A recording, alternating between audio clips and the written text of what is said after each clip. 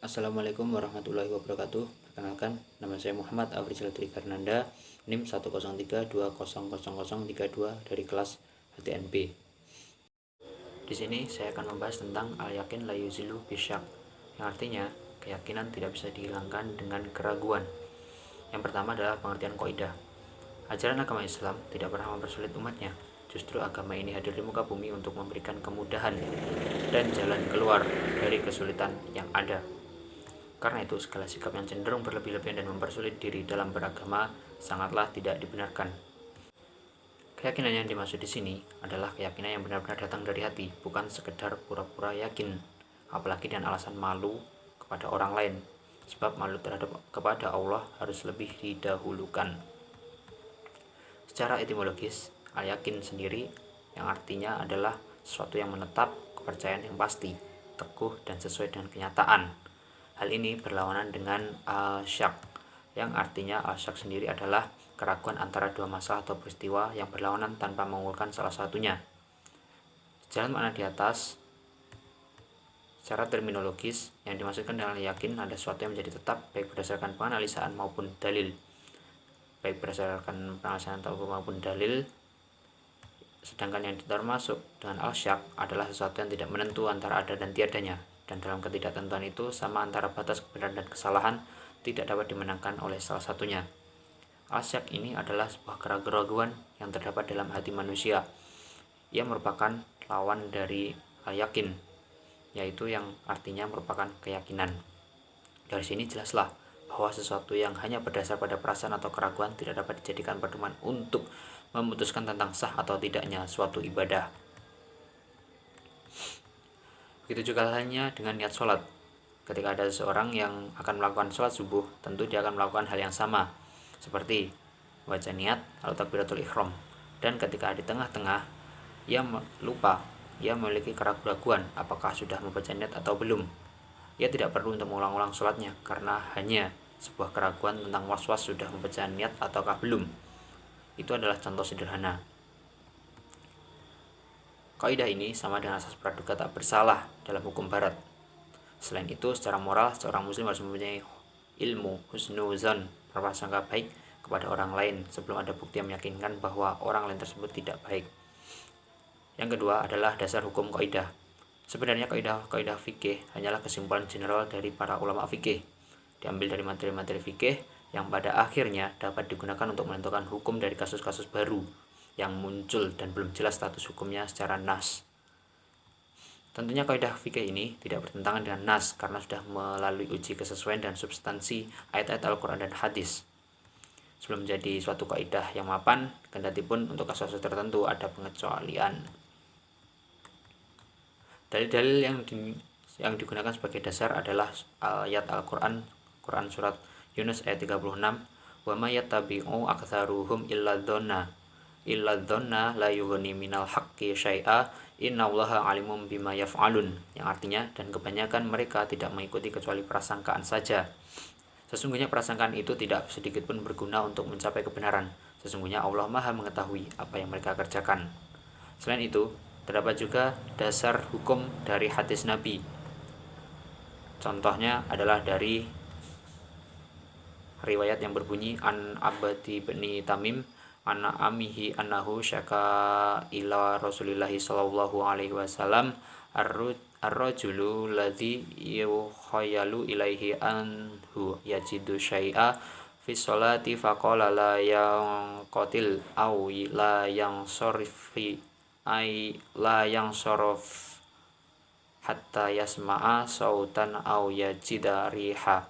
Dari Abad bin Tamim dari pamannya bahwa ia menyampaikan kepada Rasulullah SAW permasalahan seorang laki-laki yang muncul keraguannya dengan anggapan adanya sesuatu yang membatalkan wudunya padahal dia dalam keadaan sholat. Lalu Nabi berkata, ia tidak boleh pergi meninggalkan sholatnya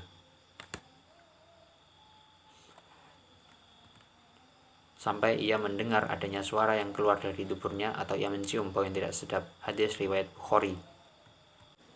Sedangkan dari dasar hadis Nabi yang lain, yaitu dari Abi al-Hawra'i al-Sa'di berkata, aku bertanya kepada Hasan bin Ali, apa yang engkau hafal dari Rasulullah SAW? Ia menjawab, aku menghafal hadis dari Rasul. Tinggalkanlah apa yang meragukanmu, berpindahlah kepada apa yang tidak meragukanmu. Hadis riwayat An-Nasai. Maka ketika seseorang ragu, tapi ada suatu pendukung lain yang bisa meyakinkan atau membatalkan keraguan yang ada pada dirinya, maka hal semacam ini tidak termasuk dalam kategori al-syak, karena hal itu bisa ditarjih atau dikuatkan. Jadi, apabila kita memiliki sesuatu hal yang membuat kita ragu, namun dalam hati kita juga memiliki perasaan yang bisa meyakinkan diri kita, maka hukumnya adalah ragu-ragu itu yang harus dihilangkan. Selanjutnya yang ketiga, yaitu adalah kaidah turunan dari al-yakinu la yuzalu bil syak. Dari kaidah di atas, Zaid al-Dabusi dalam kitab Ta'sis al-Nazhar menyatakan bahwa menurut Abu Hanifah, sesuatu yang ditetapkan dengan cara penelitian dari segala segi yang meyakinkan dari seluruh seginya, hukumnya ditetapkan berdasarkan penelitian tersebut. Penelitian sebelum terdapat bukti kuat yang mengingkari kaidah yang mengingkarinya.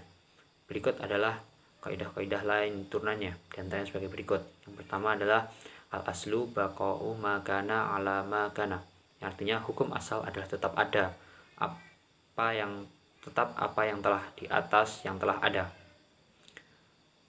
Semisal seseorang makan sahur, merasa ragu apakah sudah terbit fajar atau belum, maka puasa seseorang tersebut dianggap sah, dikarenakan menurut hukum asal keadaan waktunya belum terbit fajar. Kemudian kaidah lainnya yaitu al-aslul adam, yang artinya hukum asal adalah tidak adanya sesuatu. Umpama bila seseorang bekerja dan modal orang lain, melapor kepada pemilik modal, ia memiliki keuntungan hanya sedikit, maka laporan pekerja tersebut harus dibenarkan, karena sejak semula memang belum ada keuntungannya, kecuali ada indikasi lain, semisal ada tanda-tanda dari penipuan. Dari sini kita dapat ambil kesimpulan bahwa hukum asal adalah tidak adanya sesuatu. Kemudian kaidah lain selanjutnya yang berbunyi al-aslu fil asya'il bahatu hatta yudalad dalilu ala tahrim. Artinya hukum asal sesuatu adalah boleh hingga ada dalil yang menunjukkan keharamannya. Dari kaidah ini dapat disimpulkan apabila terdapat hewan yang belum ditentukan halal haramnya, maka apabila tidak terdapat larangan, ia dinyatakan halal karena tidak terdapat dalil yang mengharamkannya. Ini sejalan dengan kaidah yang berbunyi al-aslu fil mu'amalati ibahatu haqqa badul dalilu alin tahrim. Artinya hukum asal semua muamalah adalah boleh hingga ada dalil yang menunjukkan kebolehannya. Kemudian selanjutnya adalah kaidah lain, yaitu al-aslu fi kulli hadisin taqdiruhu bi aqrabi zamanih. Hukum asal setiap peristiwa penitipan hukumnya menurut masa yang terdekat dengan kejadiannya. Contoh dari kaidah ini yaitu adalah apabila ada dua orang yang melakukan jual beli hewan ternak ataupun kambing, dan setelah disepakati lalu dibeli oleh si pembeli. Namun setelah dipelihara oleh si pembeli selama beberapa hari dengan diberi makan dan minuman, kambing tersebut mati, maka si pembeli tidak dapat menggugat penjual itu, dikarenakan peristiwa terdekat dengan terjadinya kematian adalah saat pemberian makanan. Jadi kemungkinan besar adalah si pembeli ini tadi memberikan makanan yang mengakibatkan hewan ternak tersebut mati, bukan salahnya si penjual.